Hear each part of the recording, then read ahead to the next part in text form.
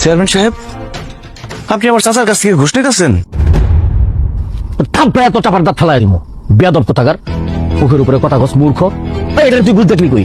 তোর চাচা খুশি আমার কয়টা টাকা দিচ্ছে, এটা কি ঘুষ হয়ে গেছে? টাকার মধ্যে লেখা আছে ঘুষ। ঘুষ কর কেন তুই? ঘুষ কমু না দিলে কি কমু? বকশিস কইতে পারো, তুই এটা কইতে পারো যে না সম্মানী।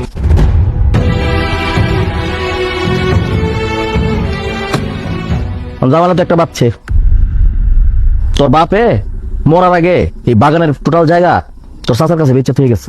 তোর চাচা তো এতক্ষণ আমার দলিল দেখাইলো। হায় হায় হায় হায় হায়, দলিল দেখে তো আমি চাষনি খেয়ে গেছি।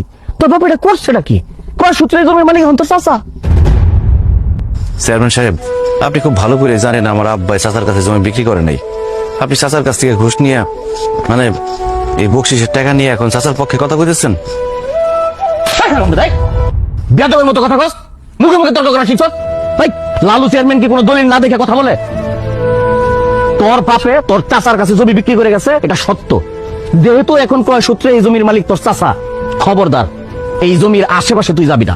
যদি যাস, তোর চাচায় আর তোর চাচার তো ভাইয়া মিলা তোর ভূমি দখল মামলায় জেল খাটাইবো, তখন আমার কিছু করার থাকবো না। Mind it. শুধু জেলে বরম না, তার আগে পিঠা তোর হাত পা ভেঙে দিবি। শুনছস? শুনছস কি কইতেছে? আমার সামনেই তোরে কইতেছে তোর হাত পা ভেঙে দিব। তোর হাত পা ভেঙে দিলে কি হইব?